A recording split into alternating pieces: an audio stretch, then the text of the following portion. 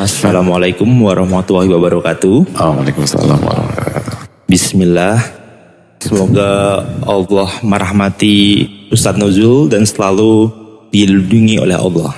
Kami ingin bertanya, kami teman-teman tuli dan teman-teman yang ada di kajian ini, teman-teman dengar, sama-sama ingin belajar kajian.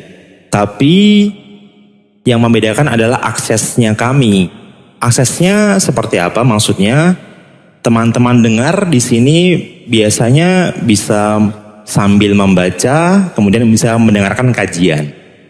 Sambil tiduran bisa mendengarkan kajian. Sambil ngobrol bisa mendengarkan kajian. Sambil bermain HP bisa mendengarkan kajian. Dan semuanya bisa didapat dengan penuh informasinya. Dan pahalanya pun sama dapatnya. Tapi untuk kami teman-teman tuli, kami harus fokus karena kami matanya melihat ke juru bahasa isyarat.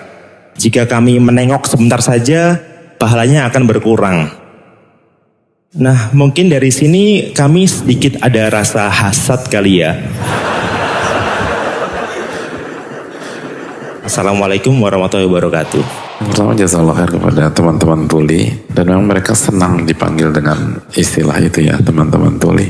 Bayangin ya teman-teman, ini kita teman-teman dengarnya harus merenung. Mereka tuh baik sangka banget sama hadirin sekalian. Dengar gak tadi? Kajian sambil tiduran, sambil main handphone, ngobrol, kepalanya sama. Ya Allah, itu kurang husnuzon apa? Nah ini yang perlu diluruskan. Itu yang ngobrol, main handphone, tiduran, itu diminta pertanggungjawabannya oleh Allah SWT.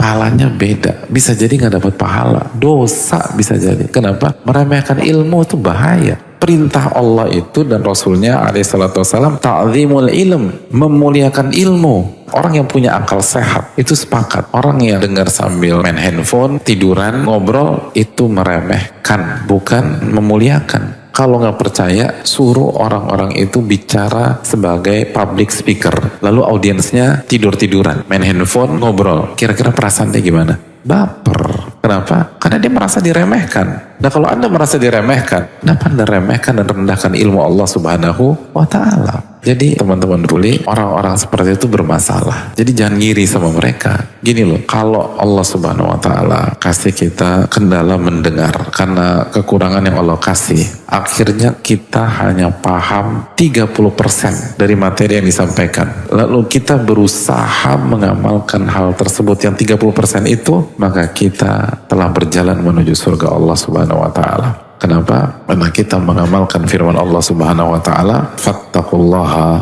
mastata'tum, maka bertakwalah kepada Allah semaksimal kalian, semampu kalian, bukan semampu teman-teman dengar, bukan, semampu kalian.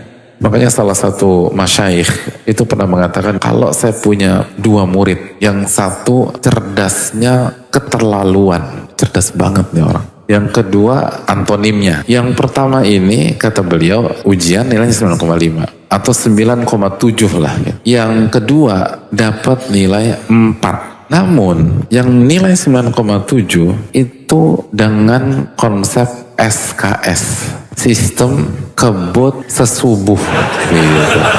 Jadi bangun subuh baru buka-buka. Karena jeniusnya keterlaluan. Jadi bangun subuh jam 7 ujian baca-baca 9,7 dari 10. Yang kedua dapat nilai 4, belajarnya SKS juga, sistem kebut semester, beneran.